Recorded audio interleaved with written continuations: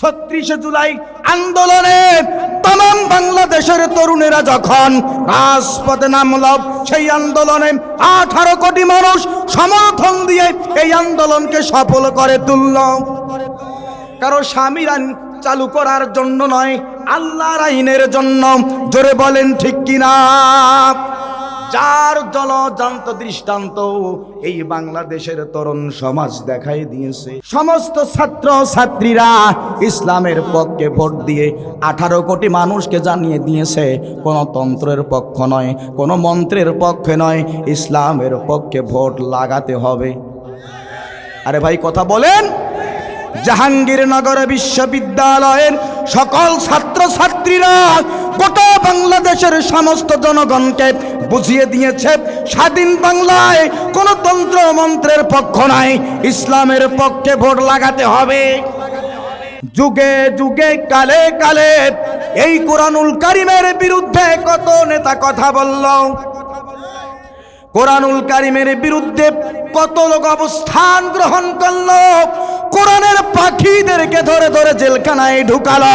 আমার ভাইয়েরা একটু খেয়াল করুন, আল্লাহ রাব্বুল আলামিন সেই জালিমদেরকে আজকে উৎখাত করে দিয়েছেন। আর কোরআনের আলোকে আল্লাহ তাআলা তামাম পৃথিবীবাসীর ঘরে ঘরে পৌঁছিয়ে দিয়েছেন। জোরে বলেন ঠিক কিনা? আর একবার বলেন ঠিক কিনা? গোটা বাংলাদেশের প্রত্যেকটি মানুষ আজকে কোরআনের পক্ষে অবস্থান নিয়েছে। জোরে বলেন ঠিক কিনা? আরো জোরে বলেন ঠিক না বে ঠিক? আগামী নির্বাচনে শুধু অপেক্ষায় আছে আগামী 12 তারিখ, ফেব্রুয়ারির 12 তারিখ বাংলাদেশের 18 কোটি মুসলমান কোরআনের পক্ষে রায় দিয়ে এই কোরআন দিয়ে পার্লামেন্ট পরিচালিত হবে, সেই ব্যবস্থায় করে দেবে। জোরে বলেন ঠিক কিনা? আল্লাহ রাব্বুল আলামিন বলেন, ইন্নাল্লাহা ওয়া মালাইকাতাহু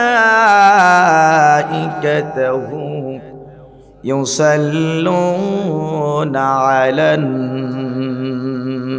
নাবিয়্যি ইয়া আইয়ুহাল্লাযীনা আমানু সাল্লু আলাইহি ওয়াসাল্লিমু তাসলিমা।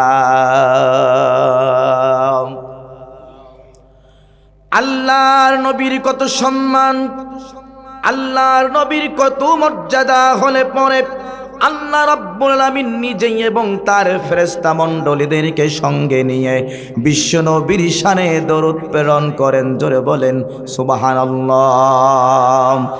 আল্লাহ তাআলা বলেন, ইন্নাল্লাহা, নিশ্চয় আল্লাহ, ওয়া মালাইকাতাহু, এবং তার ফেরেশতা মণ্ডলীরা, আল্লাহ এবং তার ফেরেশতা মণ্ডলীরা একত্রিত হয়ে আল্লাহর নবীর শানে তারা দরুদ প্রেরণ করেন। জোরে বলেন সুবহানাল্লাহ। আর একবার বলেন সুবহানাল্লাহ। জবান ছেড়ে দিয়ে বলেন সুবহানাল্লাহ। আল্লাহ তাআলা বলেন, ও মুমিনেরা, ও আমার ইমানদার বান্দারা, যখন আল্লাহ তাআলা বিশ্ব নবীর শানে দরুদ পাঠান, যখন ফেরেশতা মণ্ডলীরা আল্লাহ তাআলার শানে দরুদ পাঠান, সুতরাং মুমিনেরা বসে থাকা যাবে না, চুপ থাকা যাবে না। তোমরা কি করো? ইয়া আইয়ুহাল্লাযীনা আমানু সাল্লু আলাইহি ওয়াসাল্লিমু তাসলিমা। হে ইমানদারেরা, ওহে আমার মুমিন বান্দারা, তোমরাও আমার নবীর শানে দরুদ এবং সালাম প্রেরণ করুন। সুবহানাল্লাহ বলেন। আর একবার বলেন সুবহানাল্লাহ। আল্লাহ তাআলা শুধু বিশ্ব নবীর শানে নিজেই দরুদ পাঠালেন না, শুধু ফেরেশতারা দরুদ পাঠালেন না, আল্লাহ তাআলা তামাম পৃথিবীর সকল মুমিনদেরকে নির্দেশ দিলেন, তোমরাও সকলে মিলে আমার রাসূলের শানে তোমরাও দরুদ প্রেরণ করেন এবং সালাম পাঠিয়ে দেন। জোরে বলেন সুবহানাল্লাহ। বন্ধুগণ আমার, এই জন্য দেখবেন তামাম পৃথিবী থেকে আল্লাহর প্রিয় বান্দারা আল্লাহর মাহবুব বান্দারা যখন পবিত্র হজ ব্রত পালন করতে যান, বিশ্ব নবীর রওজার সামনে সঙ্গে দাঁড়িয়ে, বিশ্ব নবীর রওজার সাথে দাঁড়িয়ে বিশ্ব নবীকে সালাম প্রেরণ করেন, দরুদ প্রেরণ করেন। জোরে বলেন ঠিক কি না? শুধু তাই নয়, আল্লাহ তাআলা যাদের কি বিশ্ব নবীর রওজা পর্যন্ত যাওয়ার মতো তৌফিক দেন নাই, সেই সমস্ত পাগল পারা বান্দারা, সেই সমস্ত ইমানদার বান্দারা যখন তাদের এলাকা থেকে কোনো মানুষ যায় বিশ্ব নবীর রওজায়, তার কাছে যায়, তাকে কানে কানে বলে, মেহেরবানি করে আমার সালামটুকু নবীর রওজায় দিয়েন। বন্ধুগণ আমার খেয়াল করুন, নবীর কত মর্যাদা, বিশ্ব নবীর কত সম্মান, একটু খেয়াল করুন। হযরত জিবরাইল আলাইহিস সালাম আল্লাহ নবীকে বললেন, ইয়া রাসূলুল্লাহ, ইয়া হাবিবাল্লাহ, আল্লাহ তাআলা যখন আমাকে সৃষ্টি করলেন, সৃষ্টি করার পরে আমাকে স্টিল দাঁড় করে রেখে দিলেন। সুবহানাল্লাহ বলেন। হযরত জিবরাইল বলেন, ইয়া রাসূলুল্লাহ, স্টিল আমি 1000 বছর যাবত এক জায়গায় দাঁড়িয়েছিলাম, আমি ডানে যাই নাই, আমি বাম দিকে সরি নাই, আমি সামনের দিকে এগোই নাই, পিছনের দিকে আমি পিছিয়ে আসি নাই। আল্লাহু আকবার কোন? 1000 বছর যাবত স্টিল আমি দাঁড়িয়েছিলাম। 1000 বছর পরে আল্লাহ রব্বুল আলামিন ডাক দিয়ে বলে, জিবরাইল।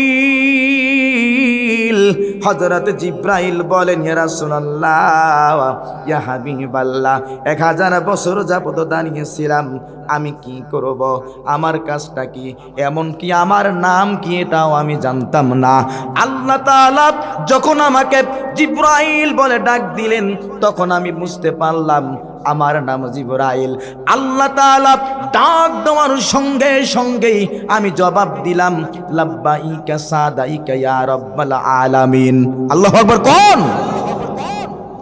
আল্লাহ তাআলা ডাক দিয়ে বলেন, জিবরাইল, আমি তোমাকে সৃজন করেছি, আমি তোমাকে সৃজিত করেছি, আমি তোমাকে সৃষ্টি করেছি, তুমি আমার প্রশংসা করো, তুমি আমার কৃতজ্ঞতা প্রকাশ করো। মারহাবা কোন? আরেকবার বলেন মারহাবা। হযরত জিবরাইল বলেন, আল্লাহ রাব্বুল আলামিনের প্রশংসা আমি করতে থাকলাম। এভাবে 1 বছর নয়, 2 বছর নয়, 3 বছর নয়, 4 বছর নয়, একটানা 10,000 বছর যাবত আল্লাহ রাব্বুল আলামিনের প্রশংসা আমি করতে থাকলাম।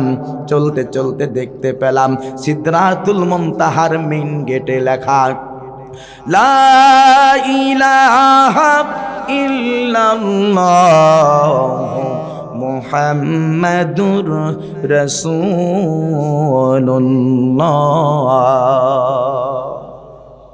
হযরত জিবরাইল সিদরাতুল মুনতাহার মেইন গেটে দেখতে পেলেন, লা ইলাহা ইল্লাল্লাহ মুহাম্মাদুর রাসূলুল্লাহ।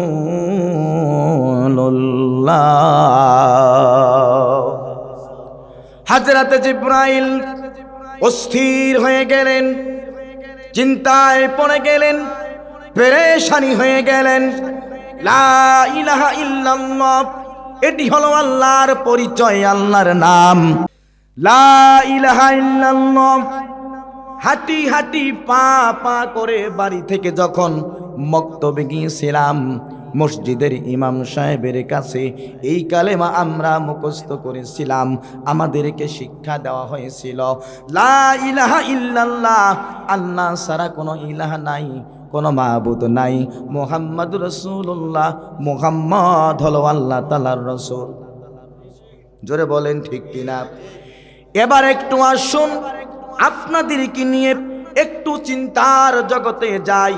লা ইলাহা ইল্লাল্লাহ, আল্লাহ ছাড়া কোনো ইলাহ নাই, কোনো মাবুদ নাই। ছোট্টকালে শুনলাম কালেমার অর্থ এতটুকু।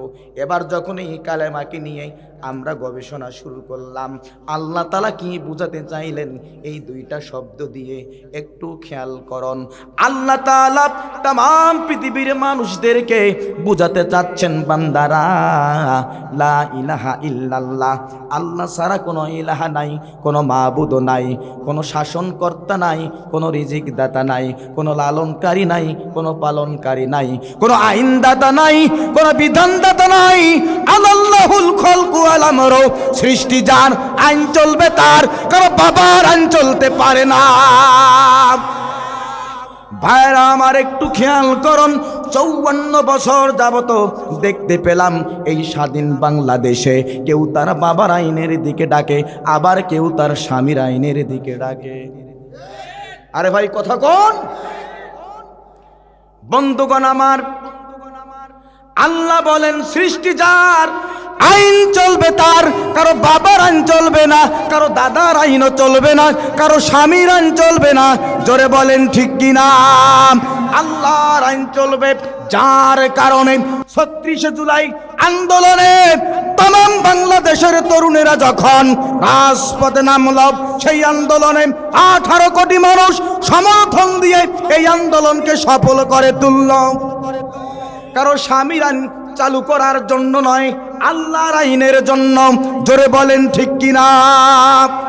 যার জলজান্ত দৃষ্টান্ত এই বাংলাদেশের তরুণ সমাজ দেখাই দিয়েছে। ঢাকা বিশ্ববিদ্যালয়ের ডাকসু নির্বাচনে সমস্ত ছাত্র ছাত্রীরা ইসলামের পক্ষে ভোট দিয়ে 18 কোটি মানুষকে জানিয়ে দিয়েছে কোনো তন্ত্রের পক্ষ নয়, কোনো মন্ত্রের পক্ষে নয়, ইসলামের পক্ষে ভোট লাগাতে হবে। আরে ভাই কথা বলেন। জাহাঙ্গীরনগর বিশ্ববিদ্যালয়ের সকল ছাত্র ছাত্রীরা গোটা বাংলাদেশের সমস্ত জনগণকে বুঝিয়ে দিয়েছে স্বাধীন বাংলায় কোনো তন্ত্র মন্ত্রের পক্ষ নাই, ইসলামের পক্ষে ভোট লাগাতে হবে। জোরে বলেন ঠিক কিনা?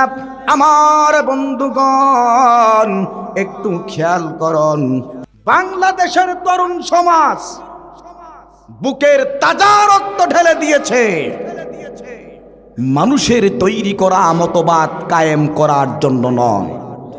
আরে ভাই কথা বলেন না কেন? সেই আন্দোলনের যোদ্ধা আমার পাশেই বসে আছে, ওনাকে আমি চিনতাম আগ থেকে। সেই আন্দোলনের আমিও একজন ক্ষুদ্র কর্মী। 17 বছর যাবত 30টা মামলা কান্দে উভাইছি, আবারও সেই ফ্যাসিজমকে কায়েম করার জন্য নয়। কথা বলেন। হযরতে জিবরাইল যখন দেখতে পেলেন আল্লাহ রাব্বুল আলামিনের নামের সঙ্গে একটা নাম সংযুক্ত, মুহাম্মদুর রাসূলুল্লাহ, এই নামটা দেখার সঙ্গে সঙ্গে হযরতে জিবরাইল অস্থির হয়ে গেলেন, পেরেশানিতে পড়ে গেলেন, চিন্তায় পড়ে গেলেন, মাথাটা হ্যাং হয়ে যাওয়ার মতো অবস্থা। আল্লাহ রাব্বুল আলামিন ডাক দিয়ে বলেন, জিবরাইল, চিন্তার কোনো কারণ নাই, অস্থিরতার কোনো কারণ নাই, পেরেশানির কোনো কারণ নাই। যেই নামটা তুমি আমার নামের সঙ্গে সংযুক্ত দেখতে পাও, সেটা আর কেউ নয়, আখির জামানার পয়গম্বর বিশ্বনবী মুহাম্মদ রাসূলুল্লাহ সাল্লাল্লাহু আলাইহি ওয়াসাল্লামের নাম। জোরে জোরে বলেন সুবহানাল্লাহ। আর একবার বলেন সুবহানাল্লাহ। জোরে বলা যাবে কি সুবহানাল্লাহ? সেই রসুলের আদর্শ গ্রহণ করার দরকার আছে না নাই? কারা কারা মানবেন দুহাত তুলে আল্লাহকে দেখান। লিল্লাহে তাকবীর, নারায়ে তাকবীর। হাত নামান। বিশ্বনবীর আদর্শ, এই পৃথিবীতে যত আদর্শ আমাদের মাঝে এসেছে চলে গিয়েছে, কোন আদর্শ বেশি দিন টেকতে পারে নাই। সব আদর্শ জয় বাংলা হয়ে গেছে। কি বাংলা? আরে ভাই কথা বলেন। সব আদর্শ জয় বাংলা হয়ে গেছে। জয় বাংলার শব্দের অর্থ আমি একটা আবিষ্কার করেছি, এর নাম হলো কেল্লা ফতে। জোরে বলেন কি ফতে? কত তানসাটক দেখলাম, কত হোমরা সোমরা নেতাকে দেখলাম, আছে না নাই আপনাদের এলাকায়? সবগুলো এখন ইন্দুরের গর্ত খুঁজে পায় নাই বাংলাদেশে, সবাই চলে গেছে বর্ডার ক্রস করে। আবার কেউ খোলস পাল্টায়া মাথায় টুপি দিয়েছে, আবার দাড়ি রেখেছে, লম্বা জুব্বাও দিয়েছে, মাঝে মাঝে কিছু কিছু নেতার হাতে তসবিও দেখা যায়। ভাইজান খেয়াল করুন, এটা হলো তাদের আগের স্বভাব। সময় যখন আসে মাঝে মাঝে মাথায় পট্টি লাগায়, হাতে আবার তসবিও লাগায়। আরে ভাই বলেন না কেন? হজ করতে যায়, ওমরাও করতে যায়। বাংলাদেশের মানুষগুলো যখন সরল মনা মানুষ, মনে করলো মাথায় পট্টি দিছে রে, কি যে আল্লাহওয়ালা, হাতেও আবার তসবি নিছে, আহারে কি জিকিরের কারণে ওয়ালি। যখন ভোটটা দিল তখন ইসলামের পাশায় বাঁশ ঢুকায়া দিয়া আপনাদের বোসাগঞ্জের রাস্তার মোড়ে দাঁড় করাই দিয়া রাখলো। জোরে বলেন ঠিক কি না? শুধু তাই নয়, আমাদের সমর্থন নিয়ে যখন পাওয়ারে গেল দাদা বাবুদের সঙ্গে, শুধু হ্যান্ডসাপ নয়, মাঝে মাঝে গালাগালিও করে। এক গাল আর এক গালে লাগে দেয় দাদার সাথে। কেমন লাগে? আরে ভাই বলেন, বিশ্বনবীর আদর্শ এমনই একটি শক্তিশালী আদর্শ, যে আদর্শকে পরাজিত করার মতো কোনো শক্তি এই পৃথিবীতে তৈরি হয় নাই, কিয়ামত পর্যন্ত তৈরি হবে না। জোরে বলেন ঠিক কি না? বন্ধুগণ আমার খেয়াল করুন, আল্লাহ রাব্বুল আমিন এই পৃথিবীতে যত নবী এবং রসুল প্রেরণ করলেন, সমস্ত নবী এবং রসুলকে আল্লাহ তাআলা মুজিজা দিয়েছিলেন। সুবহানাল্লাহ বলেন। হযরত সুলাইমান আলাইহিস সালামকে আল্লাহ তাআলা এই পৃথিবীতে যখন প্রেরণ করলেন, সঙ্গে একখানা মুজিজা দিলেন। হযরত সুলাইমান আলাইহিস সালাম সকল প্রাণীর ভাষা বুঝতেন, তিনি পাখির ভাষা বুঝতেন, পশুর ভাষা বুঝতেন।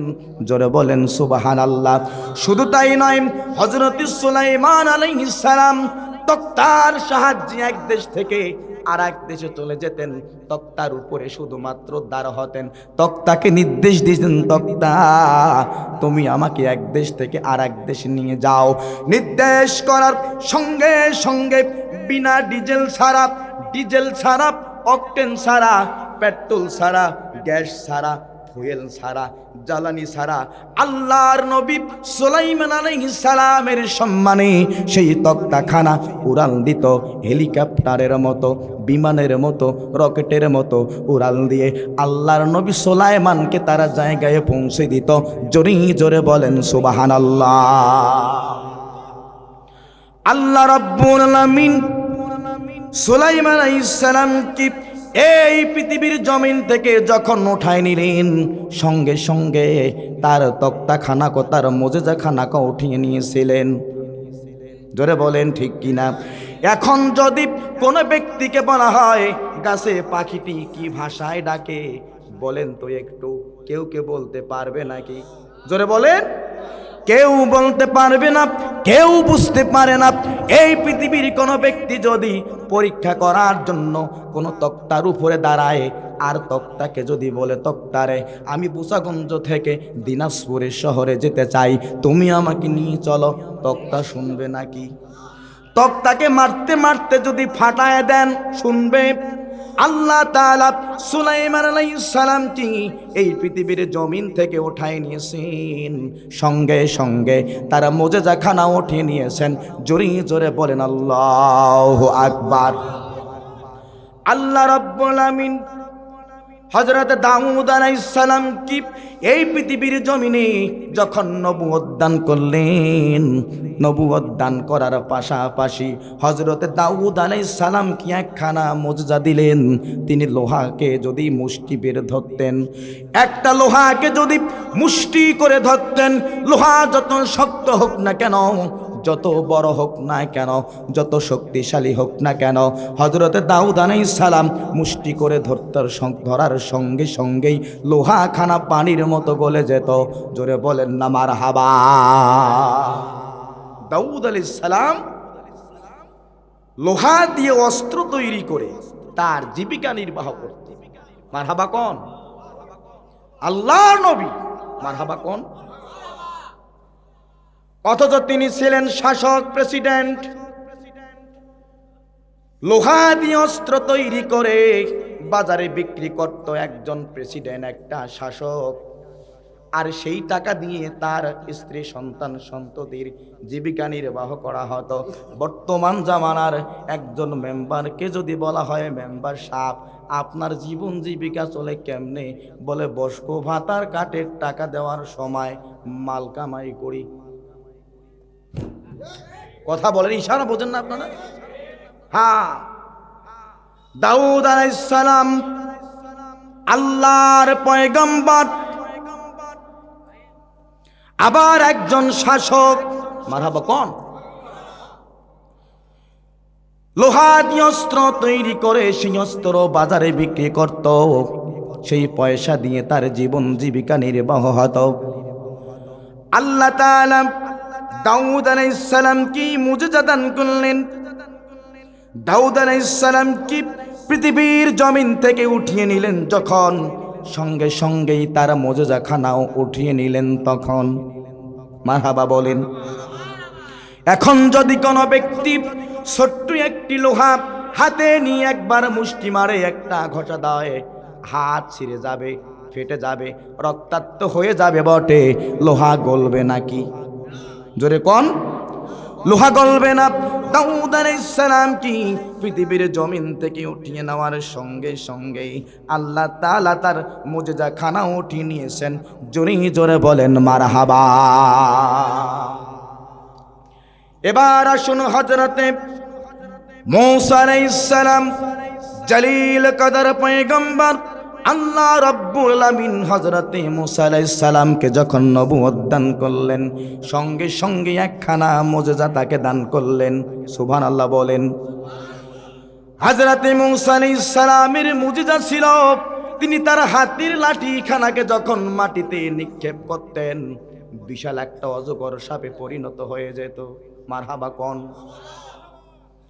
মূসা আলাইহিস সালাম যখন এই পৃথিবীর জমিনে আগমন করেন, তখন জাদুর প্রভাব ছিল। জাদু দিয়ে জাদুর মোকাবেলা করা যায়, কিন্তু জাদু দিয়ে মুজিজার মোকাবেলা করা যায় না। জোরে বলেন ঠিক কিনা? হযরত মূসা আলাইহিস সালামের মুজিজা ছিল হাতের লাঠি। তিনি যখন বকরি চড়াতেন, হাতের লাঠিখানা গাছের পাতা পাড়ার জন্য শুধু একবার উপরে তুলতেন, যত দূর লম্বা গাছ সেই হাতের লাঠিখানা অটোমেটিক বাড়িয়ে যেত, লম্বা হয়ে যেত। মারহাবা কোন? হাতের লাঠি দিয়ে সমুদ্রাঘাত করার সঙ্গে সঙ্গেই 12টি হাইওয়ে রোড আল্লাহ তাআলা তৈরি করে দিয়েছিলেন। এটা হলো তার লাঠির মুজিজা। এই লাঠি দিয়ে তিনি ফেরাউনকে তিনি সোজা করেছিলেন। জোরে বলেন ঠিক কি না? ভাইরা আমার খেয়াল করুন, আল্লাহ রাব্বুল আলামিন হযরত মূসা আলাইহিস সালাম কি পৃথিবীর জমিন থেকে উঠিয়ে নিয়েছেন, সঙ্গে সঙ্গেই তার মুজিজা খানাও আল্লাহ তাআলা উঠিয়ে নিয়েছেন। মারহাবা কোন? এখন যদি কোনো ব্যক্তি একটা লাঠি হাতে নিয়ে মাটিতে নিক্ষেপ করে, অজগর সাপ তো দূরের কথা, একটা ঢোড়া সাপও হবে না। হবে ভাই? কথা বলেন। অজগর সাপ হওয়া তো দূরের কথা, একটা এনি সাপ, একটা ঢোড়া সাপ হবে না। একটা লাঠি নিয়ে যদি কেউ পানিতে আঘাত করে, হাইওয়ে 12টা রাস্তা তো দূরের কথা, ছোট্ট একটা আইল পর্যন্ত, মেঠো রাস্তা পর্যন্ত হবে না। হবে নাকি? আল্লাহ রাব্বুল আলামিন হযরত মূসা আলাইহিস সালাম কি পৃথিবীর জমিন থেকে উঠিয়ে নিয়েছেন বটে, সঙ্গে সঙ্গে তার মুজিজা খানাও আল্লাহ তাআলা উঠিয়ে নিয়েছেন। জোরে জোরে বলেন না মারহাবা। এবার একটু লক্ষ্য রাখুন, হযরত ঈসা আলাইহিস সালাম, যার জন্ম হয়েছিল বাবা ছাড়া, মারহাবা কোন? আল্লাহ তাআলার জলিল কদর একজন পয়গম্বর, নাম হযরত ঈসা আলাইহিস সালাম, মায়ের নাম হলো হযরত মারইয়াম। মারহাবা কোন? ঈসা আলাইহিস সালাম কি সরাসরি আল্লাহর রূহ বলা হয়, একটু পিছন দিকে যাই। হযরতে মরিয়ম গোসল করার জন্য বাড়ি থেকে বের হয়ে পূর্ব দিকে চলে গেলেন হাম্মাম খানায়, গোসলখানায়। মারহাবা বলেন। দরজা বন্ধ করে দেওয়া হলো, জানালা বন্ধ করে দেওয়া হলো, ভেন্টিলেটর পর্যন্ত বন্ধ। কোনো মানুষ দেখা তো দূরের কথা, কোনো পশু প্রাণী সেখানে ঢুকতে পারবে না, কেউ দেখতেও পারবে না।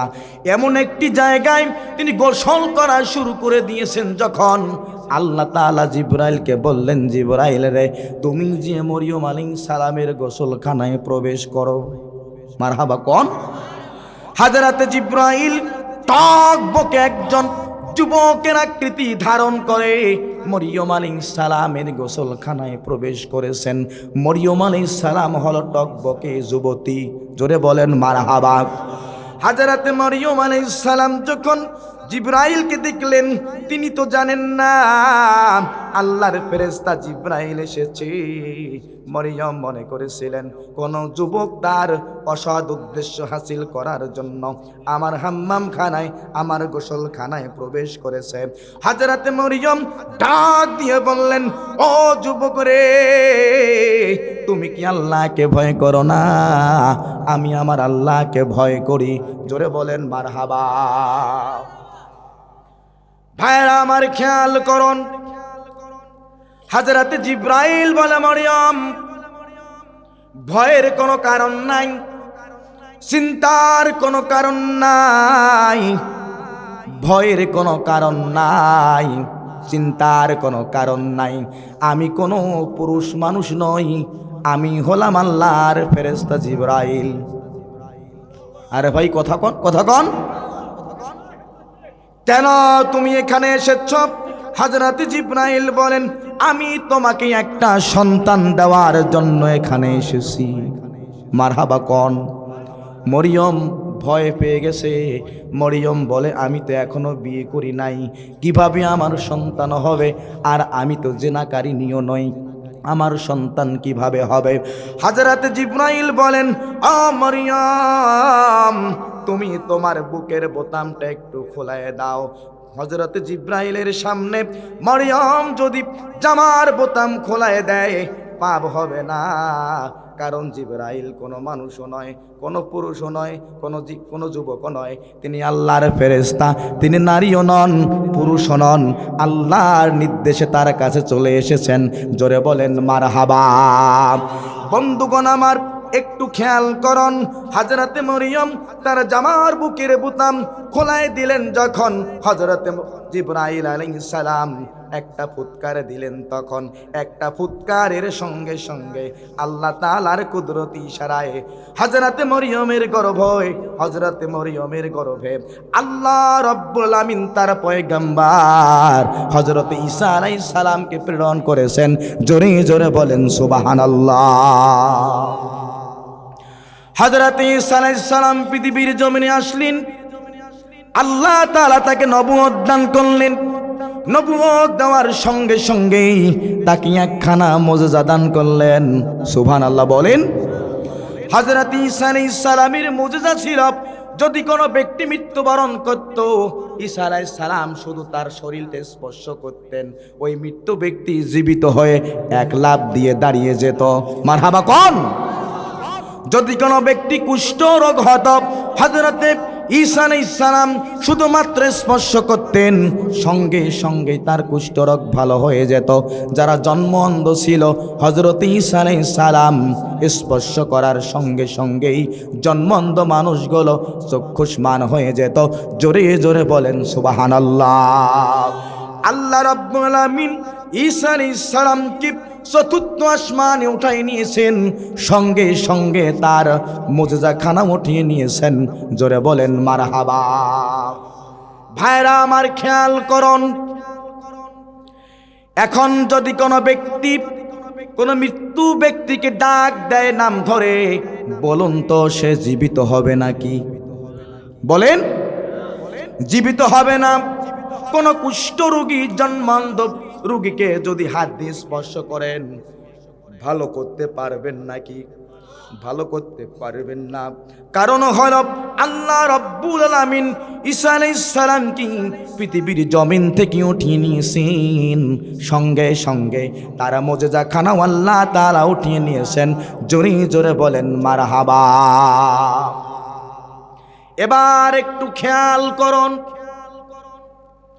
যেই বিষয়টি আমি আপনাদেরকে বুঝাতে চাচ্ছি, ও দিনাজপুরের মুসলমান, আপনার নবী আমার নবী, আখির জামানার পয়গম্বর বিশ্ব নবী মুহাম্মদ রাসূলুল্লাহ সাল্লাল্লাহু আলাইহি ওয়াসাল্লাম, আল্লাহ তাআলা যখন তাকে নবুয়ত দান করলেন, সঙ্গে সঙ্গে আল্লাহ তাআলা বিশ্ব নবীকে একখানা মুজিজা দিয়েছিলেন।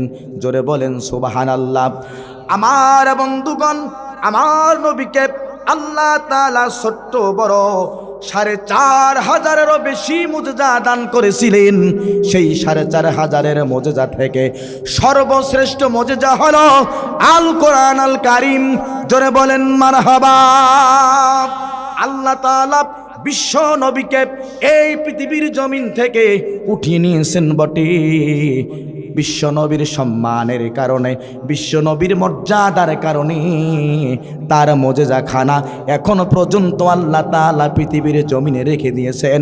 কিয়ামতের দিন পর্যন্ত আল্লাহ তাআলা, কিয়ামত পর্যন্ত আল্লাহ তাআলা আল কোরআনুল কারীম খানা এই পৃথিবীর জমিনে টিকায় রাখবেন।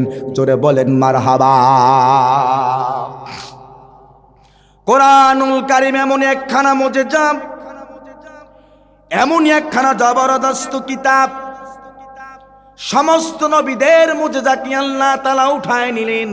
বিশ্বনবীর সম্মান কত বড়, বিশ্বনবীর মর্যাদা কত বড়, বিশ্বনবীর সম্মানের কারণে, বিশ্বনবীর মর্যাদার কারণে আল্লাহ রাব্বুল আলামিন বিশ্বনবীর এই মুজিজাখানাকে এখনো পর্যন্ত রেখে দিয়েছেন। কিয়ামত পর্যন্ত এই কোরআনুল কারীমকে কেউ ছিনিমিনি করতে পারবে না।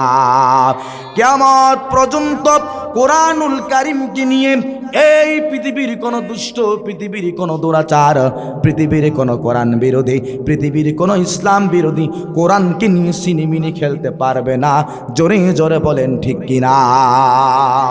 বন্ধুগণ আমার একটু খেয়াল করুন, আল কোরআনুল কারীম এমনই একখানা কিতাব যার মাঝে কোনো ভুল আছে নাকি? আরে ভাই কথা কোন?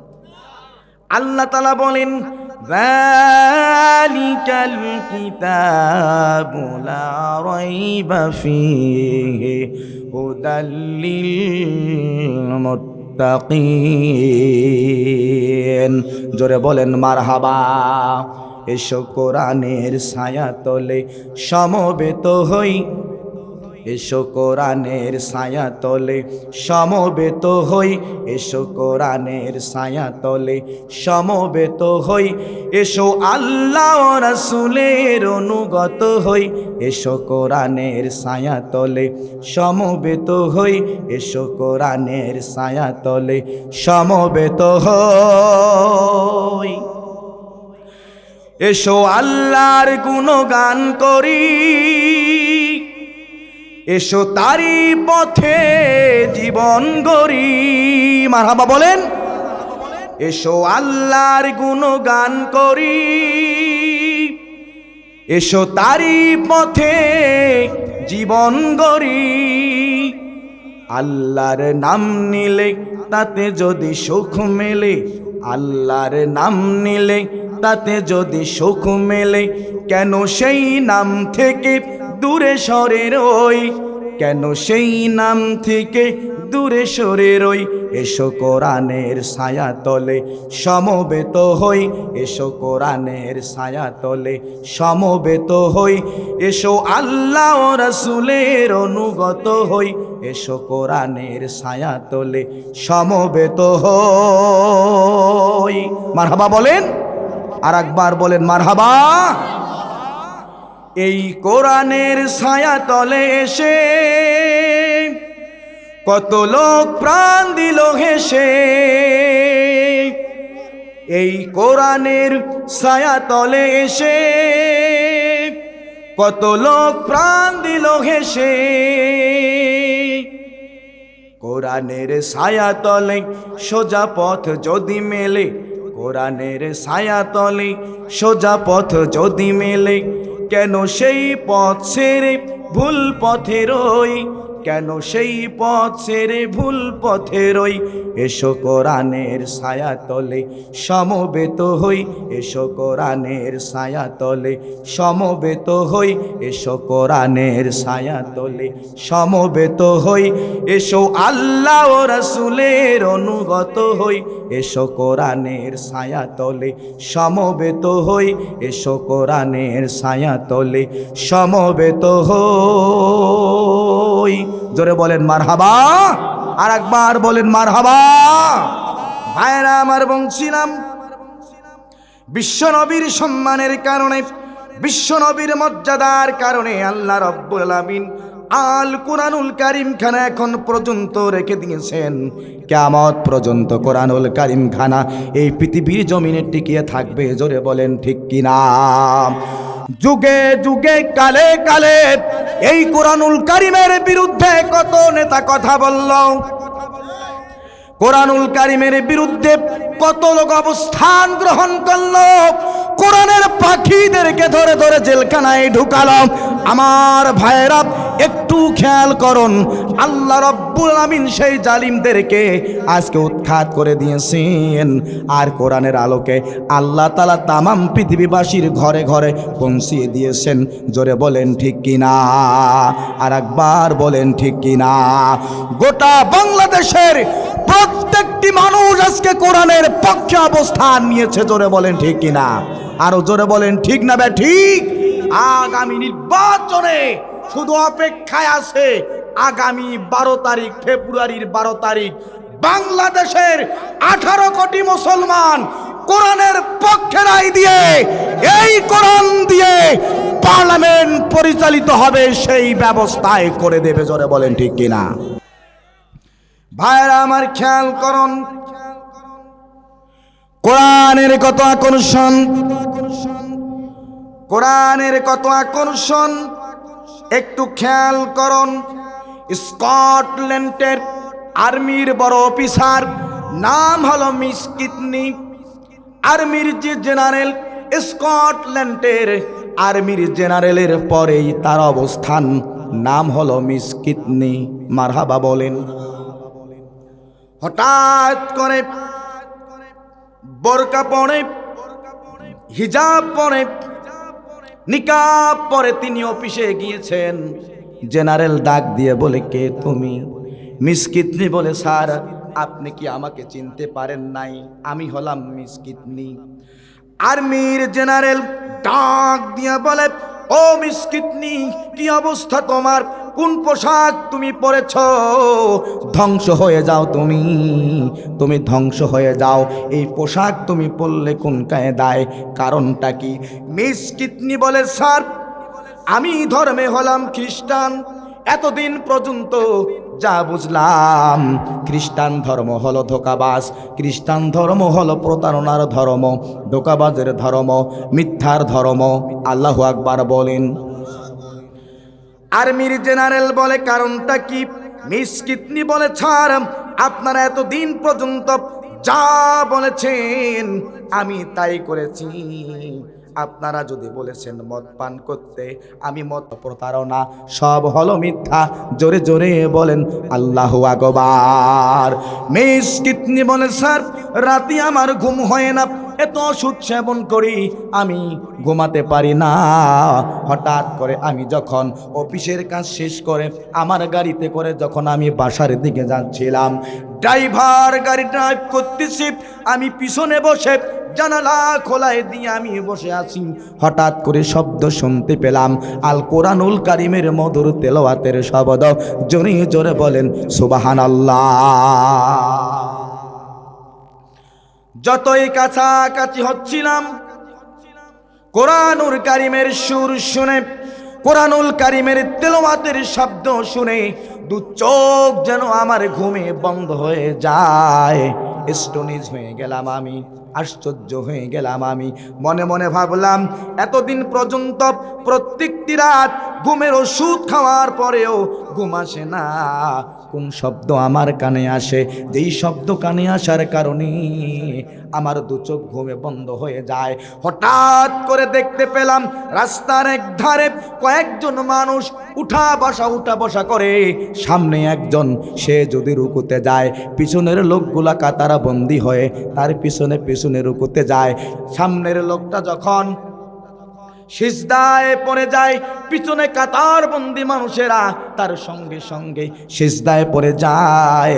আর নামাজরত অবস্থায় ইমাম সাহেব এত সুন্দর করে মধুর তেলাওয়াত করতেছিলেন, সেই তেলাওয়াতের শব্দ আমার কানে যত আসে আমার মানসিক প্রশান্তিতে চোখ দুখানা আমার ঘুমের ভিতরে বন্ধ হয়ে যায়।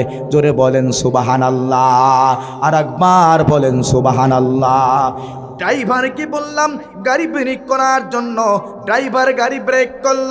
আমি গাড়ির দরজা খুলিয়ে যখন আমি নিচে নামলাম, আমার কাপড় ছিল শর্ট কাপড়, আটো সাটো কাপড়, হাঁটি হাঁটি পা পা করে মুসলমানদের মসজিদে প্রবেশ করলাম। মুসলমানেরা আমাকে তাড়িয়ে দিতে থাকলো, খবরদার খবরদার, এই অবস্থায় এই পোশাক পরে মসজিদে প্রবেশ করবেন না। আমি ডাক দিয়ে বললাম, ও মুসলমানেরা, আমাকে তাড়িয়ে দিও না, আমাকে তাড়িয়ে দিও না। তোমাদের ইমাম সাহেব এতক্ষণ যাবত যা তেলাওয়াত করলেন ওই তেলাওয়াতটা আর একবার আমাকে শোনাও। জোরে জোরে বলেন না মারহাবা, আর একবার বলেন মারহাবা। সম্মানিত দিনাজপুরবাসী, একটু খেয়াল করুন। মনে মনে ভাবছিলাম দীর্ঘদিন পরে আপনাদের এই বোচাগঞ্জ উপজেলায় আসবো, প্রাণ বলে আলোচনা শোনাবো, সেই পরিবেশ আপনারা দিতে পারেন নাই। চলেই দেখুন এসেছি, ছোট্ট করে একটা আলোচনা আপনাদেরকে শুনে দিয়ে যাই। মিসকে তিনি বলে, ও মুসলমানেরা, তাড়িয়ে দিও না, তাড়িয়ে দিও না। ইমাম সাহেব যেটা তেলাওয়াত করলেন ওই তেলাওয়াতটা একবার আমার সামনে তোমরা শোনাও। মারহাবা কোন? ইমাম সাহেব কাল বিলম্ব না করে তেলাওয়াত শুরু করে দিলেন। আলহামদুলিল্লাহি রাব্বিল আলামিন আর রহমানির রহিম মালিকি ইয়াউমিদ্দিন ইয়্যাকা না'বুদু ওয়া ইয়্যাকা নাস্তাঈন ইহদিনাস সিরাতাল মুস্তাকিম সিরাতাল লাযীনা আন'আমতা আলাইহিম গায়রিল মাগদুবি আলাইহিম ওয়ালাদ-দাল্লিন। তেলাওয়াত শেষ হয়ে গেল। আর্মির বড় অফিসার ডাক দিয়ে বলেন, ইমাম সাহেব এক মুহূর্ত দেরি করবেন না, দেরি করবেন না। এই মুহূর্তে আপনি আমাকে তাওহীদের কালেমা পড়ায় দেন, আমি মুসলমান হতে চাই। মারহাবা বলেন। ভাইরা আমার খেয়াল করুন, ইমাম সাহেব এক মুহূর্ত দেরি করলেন না, সঙ্গে সঙ্গেই তাওহীদের কালেমা পড়ায় দিলেন। লা ইলাহা ইল্লাল্লাহু মুহাম্মাদুর রাসূলুল্লাহ।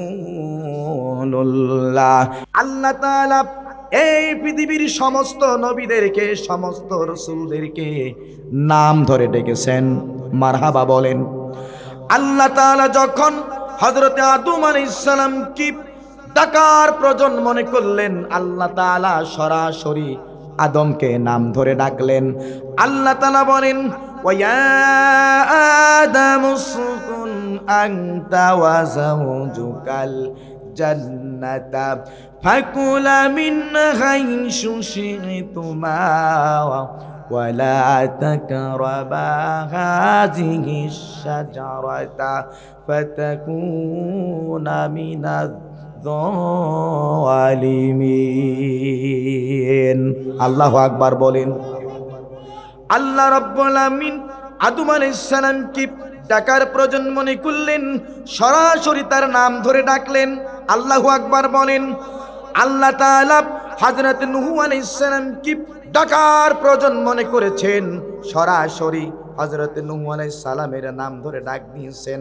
আল্লাহ তাআলা বলেন, ক্বালা ইয়া নূহু ইন্নাহু লাইসা মিন আহলিক ইন্নাহু আমালুন গায়রা সালিহিন ফালা তাসআলনি মা লাইসা লাকা বিহি ইলমুন। জোরে বলেন আল্লাহু আকবার। আল্লাহ রাব্বুল আলামিন হযরত নূহ আলাইহিস সালাম কি সরাসরি নাম ধরে ডাকলেন। আল্লাহ তাআলা হযরত ইব্রাহিম আলাইহিস সালাম কি ডাকার প্রয়োজন মনে করেছেন। ইব্রাহিম আলাইহিস সালাম কি আল্লাহ তাআলা সরাসরি নাম ধরে ডেকেছেন। আল্লাহ তাআলা বলেন, ওয়া নাদাইনাহু আইয়া ইব্রাহিম। আল্লাহু আকবার বলেন। এভাবে করে আল্লাহ তাআলা হযরতে ইয়াহইয়া আলাইহিস সালামকে ডাকার প্রয়োজন মনে করলেন, সরাসরি নাম ধরে ডাকলেন, ইয়া ইয়াহইয়া খুযিল কিতাবা বিকুওয়া ওয়া আতাইনাহুল হুকমা সাবিয়্যা। জোরে বলেন আল্লাহু আকবার। আল্লাহ তাআলা হযরত মূসা আলাইহিস সালাম কি নাম ধরে ডেকেছেন। জবরদস্ত একজন পয়গাম্বার, আল্লাহ তাআলা জবরদস্ত একজন পয়গাম্বার কি তার নাম ধরে ডাকলেন। যেই মূসা আলাইহিস সালামকে আল্লাহ তাআলা ফেরাউনের বিরুদ্ধে সংগ্রাম করার জন্য পাঠিয়ে দিয়েছিলেন। মারহাবা কোন। আল্লাহ রাব্বুল আলামিন যত নবী এবং রাসূল পৃথিবীতে প্রেরণ করেছেন, সমস্ত নবী এবং রাসূলদের তুলনায় হযরত মূসা আলাইহিস সালামের মেজাজটা বড় গরম ছিল। মারহাবা কোন। ফেরাউন যেমন লম্পট জালিম, এই লম্পট এবং জালিমকে সোজা করার জন্য মূসা আলাইহিস সালামের মতো একজন গরম নবীকে আল্লাহ তাআলা প্রেরণ করে দিয়েছিলেন। মারহাবা বলেন। একটু খেয়াল করুন মূসা আলাইহিস সালামের কেমন গরম ছিল। বলবো নাকি? আমার দিকে তাকান, বলবো। মূসা আলাইহিস সালাম যখন ছোট্ট দুধের শিশু, ফেরাউন তাকে যখন কোলে নিয়েছে, মূসা আলাইহিস সালাম মনে করেছে গাল বরাবর তো এসে গেছি। কি বরাবর? গাল বরাবর এসে গেছি। যখন আল্লাহর দুশমনকে একটু সাইজ করা দরকার। জোরে বলেন মারহাবা। আল্লাহ তাআলা হযরত মূসা আলাইহিস সালাম কি ফেরাউনের বিরুদ্ধে সংগ্রাম করার জন্য যখন পাঠিয়ে দিলেন, ছোট্ট কালে হযরত মূসা আলাইহিস সালাম সংগ্রামটা শুরু করে দিলেন একটা থাপ্পড় দিয়ে। মারহাবা কোন। ফেরাউনের গাল বরাবর এমন একটা থাপ্পড় দিয়েছে, একটা থাপ্পড়ের এমন ওজন ছিল, এক থাপ্পড়ে ফেরাউনের একটা গাল চৌরাস্তা হয়ে গিয়েছে। কয় রাস্তা? ফেরাউন চিন্তা করে সর্বনাশ, এটা কোনো সাধারণ সন্তান নয়, এত সাধারণ সন্তান নয়, ছোট্ট একটা সন্তান, কচি সন্তান, দুধের বাচ্চা, কচি হাত দিয়ে এমন একটা থাপ্পড় দিল, গালটা মনে হয় চৌরাস্তা হয়ে গেল। জোরে বলেন ঠিক কিনা? এমন একজন জবরদস্ত পয়গম্বরকে আল্লাহ তাআলা যখন ডাকার প্রয়োজন মনে করলেন, আল্লাহ তাআলা সরাসরি নাম ধরে ডাক দিলেন, ওয়ামা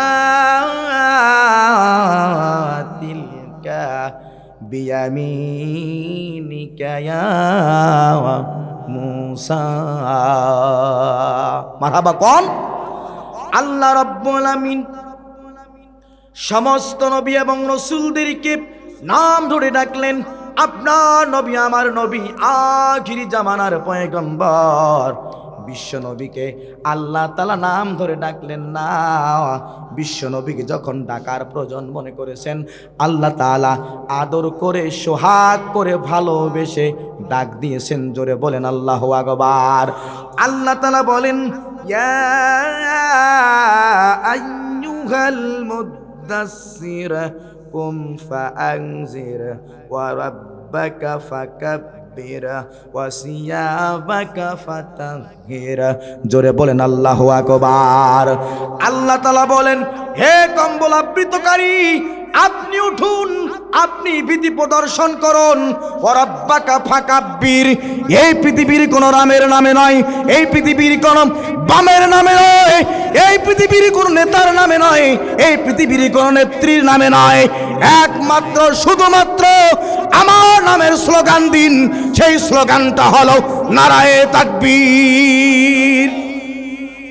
স্লোগান কার নামে? জোরে বলেন। আল্লাহ নামের স্লোগান। ৩৬শে জুলাইয়ের পরে ৩৬শে জুলাইয়ের আন্দোলনের স্লোগান ছিল নারায়ে তাকবীর। বলেন ঠিক না ঠিক? স্টেডিয়ামের ভিতরে নারায়ে তাকবীর, বিশ্ববিদ্যালয়ের ভিতরে নারায়ে তাকবীর। এই নারায়ে তাকবীর কোন দলের স্লোগান নয়, কোন মতের স্লোগান নয়, এটা আল্লাহর দেওয়া শিখানো স্লোগান। ভাইরা আমার খেয়াল করুন, আগামীর দেশে কোন নেতার নামে স্লোগান হবে না, কোন নেত্রীর নামে স্লোগান হবে না, স্লোগান হবে একটাই। সেই স্লোগানের নাম হলো নারায়ে তাকবীর। নারায়ে তাকবীর, লিল্লাহে তাকবীর। তোমার নেতা আমার নেতা, তোমার নেতা আমার নেতা, লিল্লাহে তাকবীর। কোন ব্যক্তি আল্লাহ তাআলার কাছে কোনো প্রার্থনা করতেন, আমাদের জন্য যদি কোনো সুপারিশ করতেন, তাহলে কতই না ভালো হতো। সমস্ত মানুষগুলো মিলে হযরতে আদম আলাইহিস সালামের কাছে চলে যাবে, ডাক দিয়ে বলবে, আল্লাহর নবী ও আদম আলাইহিস সালাম, আপনি একটু আমাদের পক্ষ থেকে আল্লাহ তাআলার কাছে সুপারিশ করেন। জোরে বলেন মারহাবা। হযরতে আদম আলাইহিস সালাম ডাক দিয়ে বলবে, আমার কাছে সুপারিশ করা সম্ভব নয়, কারণ আমি নিজেই আল্লাহ তাআলার আদেশকে অমান্য করে গন্ধম গাছের ফলকে আমি ভক্ষণ করেছিলাম। তোমরা যাও নূহ নবীর কাছে। সমস্ত উম্মতেরা আল্লাহর নবী হযরত নূহ আলাইহিস সালামের কাছে যাবে, ডাক দিয়ে বলবে, ওগো আল্লাহর নবী নূহ, আমাদের পক্ষ হয়ে আল্লাহ তাআলার কাছে একটু সুপারিশ করেন। নূহ আলাইহিস সালাম বলবে, আমার দ্বারাই সম্ভব হবে না, তোমরা যাও ইব্রাহিম আলাইহিস সালামের কাছে। মারহাবা কোন? সমস্ত উম্মতেরা হযরত ইব্রাহিম আলাইহিস সালামের কাছে যাবে, ডাক দিয়ে বলবে, ওগো আল্লাহর নবী ইব্রাহিম, আমাদের পক্ষ হয়ে আল্লাহ তাআলার কাছে একটু সুপারিশ করেন। ইব্রাহিম আলাইহিস সালাম বলবে, আমার দ্বারাই হবে না, আমার নিজের বাবা ছিল মূর্তি পূজক, আল্লাহ তাআলা আমার সঙ্গে আজকে কি আচরণ করবেন এই নিয়ে আমি নিজেই চিন্তিত। তোমরা যাও হযরতে মুসা আলাইহিস সালামের কাছে। মারহাবা কোন? সমস্ত উম্মতেরা হযরতে মুসা আলাইহিস সালামের কাছে চলে যাবে, ডাক দিয়ে বলবে, ওগো আল্লাহর নবী মুসা, আমাদের জন্য একটু সুপারিশ করুন। আল্লাহর নবী মুসা বলবে, আমার দ্বারাই হবে না, কারণ আমি নিজেই একজন কিপ্তি সম্প্রদায়ের মানুষকে হত্যা করেছিলাম।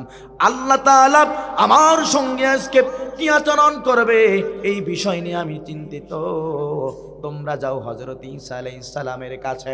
সমস্ত উম্মতেরা আল্লাহর নবী হযরত ঈসা আলাইহিস সালামের কাছে চলে যাবে, ডাক দিয়ে বলবে, ওগো আল্লাহর নবী ঈসা, আমাদের জন্য একটু সুপারিশ করুন। হযরত ঈসা আলাইহিস সালাম বলবে, আমার দ্বারাই হবে না, কারণ আমার জাতির লোকেরা আমাকে আল্লাহ তাআলার পুত্র বলেছে। এই বিষয় নিয়ে আমি নিজেই চিন্তিত। আল্লাহ তাআলা কি আচরণ করবেন এই বিষয় নিয়ে আমি আজকে আতঙ্কিত।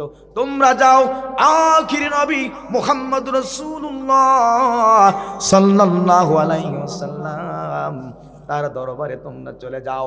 সমস্ত উম্মত মিলে আল্লাহর নবী মুহাম্মদ রাসূলুল্লাহ সাল্লাল্লাহু আলাইহি ওয়াসাল্লামের কাছে চলে যাবে, ডাক দিয়ে বলবে, ওগো আল্লাহর নবী, আপনি আখির নবী, আল্লাহ আপনাকে তামাম পৃথিবীবাসীর জন্য রাহমাতুল লিল আলামিন হিসেবে তৈরি করেছেন, প্রেরণ করেছেন। আপনি একটু আমাদের জন্য আল্লাহ তাআলার কাছে সুপারিশ করুন। মারহাবা বলেন, আর একবার বলেন মারহাবা। হযরতে আদম আলাইহিস সালাম যেখানে ফেল, নূহ আলাইহিস সালাম যেখানে ফেল, ইব্রাহিম আলাইহিস সালাম যেখানে ফেল, মুসা আলাইহিস সালাম যেখানে ফেল, ঈসা আলাইহিস সালাম যেখানে ফেল, আল্লাহ তাআলা আমার নবীকে এত বেশি সম্মান দিয়েছেন, মর্যাদা দিয়েছেন, কিয়ামতের ময়দানে আল্লাহর নবী আল্লাহ তাআলার কুদরতি কদমে সিজদায় পড়ে যাবেন। মারহাবা বলেন। আল্লাহর নবী কত বছর যাবত সিজদা দিয়ে কান্না করবেন, আল্লাহ রাব্বুল আমিন ডাক দিয়ে বলবেন, ওগো আমার নবী, ও আমার হাবিব, আপনি কান্না করেন কেন? মাথা উঠান, মাথা উঠান। যদি কোনো কথা থাকে, যদি কোনো সুপারিশ থাকে, যদি কোনো দরখাস্ত থাকে, আপনি আমার কাছে পেশ করুন। আপনার সমস্ত দরখাস্ত আমি আল্লাহ তাআলা মঞ্জুর করে নেব। জোরে জোরে বলেন সুবহানাল্লাহ। আর একবার বলেন সুবহানাল্লাহ। জোরে জোরে বলেন সুবহানাল্লাহ। আল্লাহর নবী ডাক দিয়ে বলবেন, রব্বুল আলামিন, আমি দেখতে পাচ্ছি আপনার ফেরেশতারা আমার মুখের সামনে দিয়া আমার অসংখ্য উম্মতদেরকে জাহান্নামের দিকে নিয়ে যায়। ও আল্লাহ তাআলা, আমার উম্মতদেরকে আপনি জাহান্নামে নিবেন না, জাহান্নামে নিবেন না। আপনি আমাকে সুপারিশ করার পারমিশন দিন। আমি বিশ্বনবী আমার উম্মতদের পক্ষ থেকে আপনার কাছে আমি সুপারিশ করতে চাই। জোরে জোরে বলেন সুবহানাল্লাহ। আল্লাহ রাব্বুল আমিন ডাক দিয়ে বলবেন, ও আমার হাবিব, আপনাকে অনুমতি দেয়া গেল, আপনি আমার কাছে সুপারিশ করুন। আল্লাহু আকবার বলেন। আল্লাহর নবী সুপারিশ করতে থাকবেন, আল্লাহ তাআলা বলবেন, যান যান যান, আপনি বাছাই করে করে আপনার উম্মতদেরকে জাহান্নাম থেকে টেনে টেনে বের করে জান্নাতের ভিতরে প্রবেশ করায় দান। জোরে জোরে বলেন সুবহানাল্লাহ। আর একবার বলেন সুবহানাল্লাহ। আমার নবীর কত বেশি সম্মান, আমার নবীর কত বেশি মর্যাদা। ও মুসলমান, একটু লক্ষ্য রাখুন, যেই নবীর সম্মানের কারণে, যেই নবীর মর্যাদার কারণে আল্লাহ তাআলা আমাদের সম্মান, আমাদের মর্যাদা বৃদ্ধি করে দিয়েছেন। মারহাবা কোন? আর একবার বলেন মারহাবা। একটু খেয়াল করুন, এই পৃথিবীতে সমস্ত নবী আল্লাহর জন্য পাগল। মারহাবা কোন? হযরতে আদম সফিউল্লাহ আল্লাহর জন্য পাগল, নূহ নবী আল্লাহর জন্য পাগল, ইব্রাহিম খলিলুল্লাহ আল্লাহর জন্য পাগল, মূসা কালিমুল্লাহ আল্লাহর জন্য পাগল, ঈসা রূহুল্লাহ আল্লাহর জন্য পাগল। আল্লাহু আকবার বলেন। আমার নবী বলেন, ও দুনিয়াবাসীরা, আদম সফিউল্লাহ আল্লাহর জন্য পাগল, মূসা কালিমুল্লাহ আল্লাহর জন্য পাগল, নূহ নবী আল্লাহর জন্য পাগল, ঈসা রূহুল্লাহ আল্লাহর জন্য পাগল। আমি হলাম হাবিবুল্লাহ। আল্লাহু আকবার কোন? আল্লাহর নবী বলেন, আমি হলাম হাবিবুল্লাহ। যেখানে तमाम নবীগুলো আল্লাহর জন্য পাগল, আমি হলাম হাবিবুল্লাহ। আল্লাহ নিজেই আমার জন্য পাগল। জোরে বলেন মারহাবা। আর একবার বলেন মারহাবা। যার কারণে সমস্ত নবী রাসূলগণ আল্লাহর কাছে প্রার্থনা করেছিলেন, আরজ করেছিলেন, রব্বুল আলামিন, আপনি যদি আমাদেরকে এই পৃথিবীর জমিনে নবী না বানায়া আখির নবী, বিশ্ব নবী মুহাম্মদ রাসূলুল্লাহ সাল্লাল্লাহু আলাইহি ওয়াসাল্লামের উম্মত বানাতেন, তাহলে আমাদের তাকদীর খুলে যেত। মারহাবা কোন? হযরত ঈসা আলাইহিস সালাম যখন এই দোয়া করলেন, আল্লাহ তাআলা কাল বিলম্ব করলেন না, হযরত ঈসা আলাইহিস সালামের প্রার্থনাটা মঞ্জুর করে নিলেন। মঞ্জুর করে নেওয়ার পরে 33 বছর বয়স যখন হযরত ঈসা আলাইহিস সালামের 33 বছর বয়স যখন হলো, তার জাতির লোকেরা নির্যাতন করার জন্য, ফাঁসি দিয়ে হত্যা করার জন্য, শুলে চড়ানোর জন্য যখন তাকে কারাগারে বন্দী করা হলো, আল্লাহু আকবার বলেন। আর একবার বলেন আল্লাহু আকবার। ঈসা আলাইহিস সালামের জাতির লোকেরা গ্রেফতার করেছিল শুধুমাত্র একটি কারণে, লা ইলাহা ইল্লাল্লাহু ঈসা রূহুল্লাহ। সুবহানাল্লাহ। আল্লাহর তাওহীদকে এই পৃথিবীর জমিনে প্রতিষ্ঠা করার আন্দোলন যখন করেছিলেন, বিরুদ্ধবাদীরা সহ্য করতে পারে নাই। ঈসা আলাইহিস সালামকে গ্রেফতার করা হলো, কারাগারে বন্দী করা হলো, তাকে শূলেবিদ্ধ করবে, ফাঁসি দিয়ে হত্যা করে ফেলবে। আল্লাহ তাআলা তার প্রার্থনাখানা মঞ্জুর করেছিলেন। ঈসা আলাইহিস সালাম বললেন, আল্লাহ গো, আমাকে যদি আপনি নবী না বানায়া আখিরি নবীর উম্মত বানাতেন, আমার ভাগ্যটা খুলে যেত, আমার তাকদীরটা খুলে যেত। আল্লাহ তাআলা এই প্রার্থনাটাকে মঞ্জুর করে নেওয়ার কারণে জেলখানার কারাগারের ছাদ ভেদ করে আল্লাহ তাআলা হযরত ঈসা আলাইহিস সালামকে চতুর্থ আসমানে উঠাই নিয়েছেন। জোরে জোরে বলেন না সুবহানাল্লাহ, আর একবার বলেন সুবহানাল্লাহ। যেখানে সমস্ত নবী এবং রাসূল আমার নবী আপনার নবীর উম্মত হওয়ার জন্য পাগল পারা ছিল, সেখানে আল্লাহ তাআলা আপনাকে আমাকে আমার রাসূলের উম্মত বানিয়েছেন। মারহাবা বলেন। আমাদের সম্মান বেশি না কম? আরে ভাই কথা কন, আমাদের সম্মান বেশি না কম? মুসলমান আমরা নিজে আমাদের সম্মান বুঝলাম না, আমাদের সম্মানকে আমরা ধূলিসাৎ করে দিলাম। মাঝে মধ্যে আমরা এমন কাজগুলো করি, স্বাধীন বাংলাদেশের 54 বছর পেরিয়ে গেল, আমাদের সম্মান কোথায়, আমাদের মর্যাদা কোন জায়গায় তা আমরা বুঝলাম না। মাঝে মাঝে আমরা দৌড়াই দাদার পিছনে, আবার দৌড়াই বুবুর পিছনে। জোরে বলেন। আজকের এই মাহফিল থেকে আপনাদেরকে একটু অনুরোধ করতে চাই, দিনাজপুরের মুসলমান, অনেক কিছু দেখলাম, আইয়ুবের শাসন দেখলাম, শেখ মুজিবের ভাষণ দেখলাম, জিয়া কেটেছে খাল তাও দেখলাম, আমার রংপুরের এরশাদ মামুর ছিল নানাল তাল, ফখরুদ্দিন মঈনুদ্দিন সব ঘোড়ার দিন দেখা শেষ, সামনে হলো দাঁড়িপাল্লার বাংলাদেশ। জোরে বলেন ঠিক কিনা? আমার ভাইয়েরা, সামনে দাঁড়িপাল্লার বাংলাদেশ, সামনে নারায়ে তাকবীর আল্লাহু আকবারের বাংলাদেশ, সামনে ইসলামের বাংলাদেশ, সামনে কোরআনের বাংলাদেশ। জোরে বলেন ঠিক কিনা? এই জন্য সর্বশেষ যে কথাটা আপনাদেরকে আমি বলে দিতে চাই, যদি আমরা আমাদের সম্মানকে ঠিক রাখতে চাই, মর্যাদাকে যদি আমরা বৃদ্ধি করতে চাই, আমাদের সম্মান এবং মর্যাদার সঙ্গে আমরা যদি জীবন যাপন করতে চাই, ন্যায় এবং ইনসাফ ভিত্তিক সমাজ গঠনের জন্য আমাদের সকলকে কাজ করতে হবে।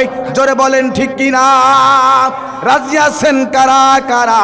দুহাত তুলে দেখান তারা তারা। আল্লাহ তাআলা আমাদের সকলকে মঞ্জুর করুক, কবুল করুক। আমরা সকলে বলি আমিন, আর একবার বলি আমিন।